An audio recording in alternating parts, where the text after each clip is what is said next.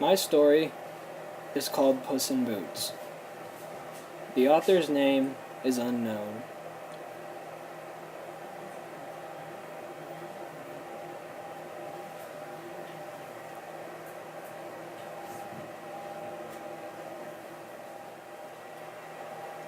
Once upon a time, there was a poor miller who had 3 sons. The years went by, and the miller died, leaving nothing but his mill, his donkey, and a cat.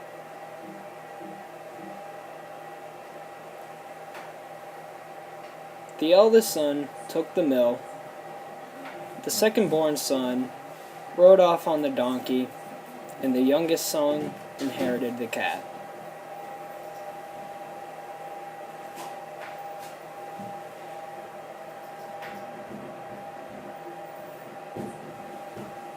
"Oh well," said the youngest son, "I'll eat this cat and make some mittens out of his fur. Then I will have nothing left in the world and shall die of hunger."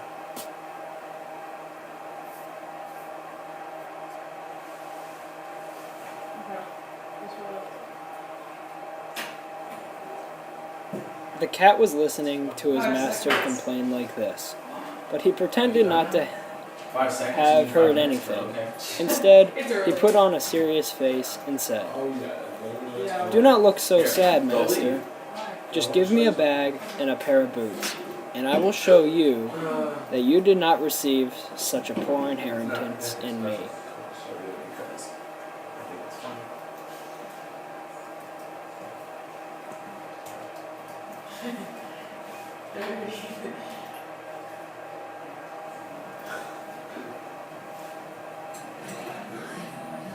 The cat's master had often seen him play a great many cunning tricks to catch rats and mice, as when he used to hang by the heels or hide himself in the grain and pretend to be dead.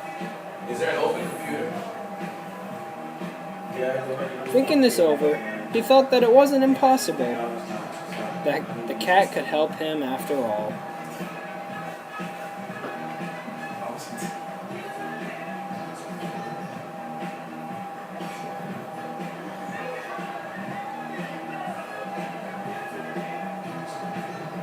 Maybe the next one.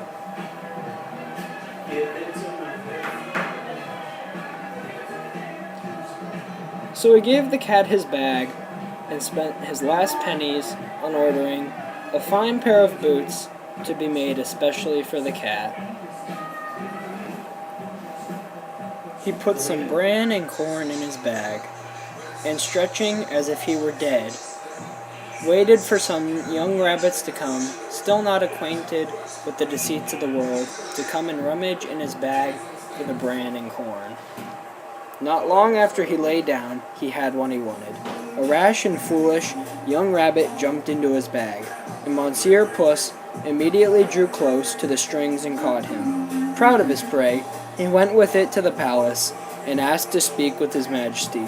He was shown upstairs into the king's apartment, and making a low blow, said to him, "I have brought to you, sir, a rabbit of the warren, which my noble lord, the Marquis of Cabarrus, has commanded me to present to your majesty from him."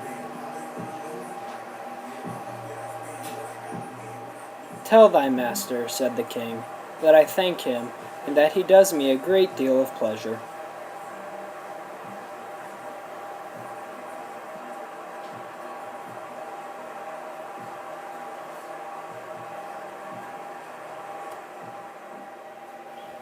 Another time, he went and hid himself among a cornfield, holding still his bag open, and when a brace of partridges ran in to it, he drew the strings, and so caught them both. He went and made a present of these to the king, as he had done before of the rabbit.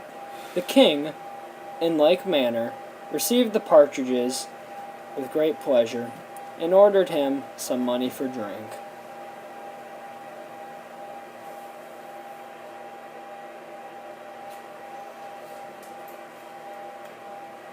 In this way, the cat continued for 2 or 3 months to bring presents to the king, always saying that they were from his master, the Marquis of Cabarrus.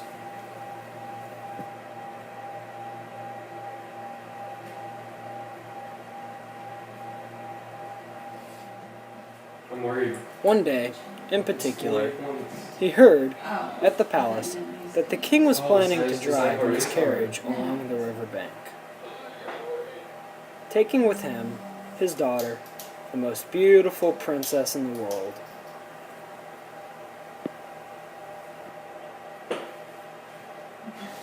So this part, we're going to be some more mini dialogues, and what's going to happen is there's 3 people in them,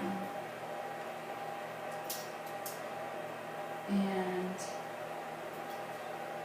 we're going to put down what the situation is. Puss in Boots said to his master, "If you will follow my advice, your fortune is made. You have nothing else to do but go and wash yourself in the river, in the place that I shall show you, and leave the rest to me."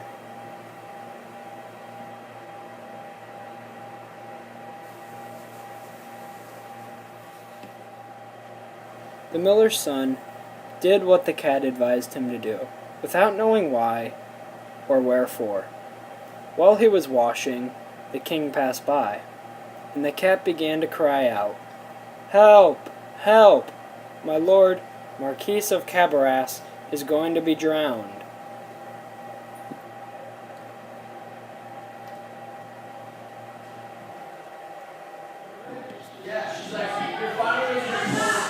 At this noise, the king put his head out of the coach window, and finding it was the cat who had so often brought him such good game, commanded his guards to run immediately to the assistance of his lordship, the Marquis of Cabarrus.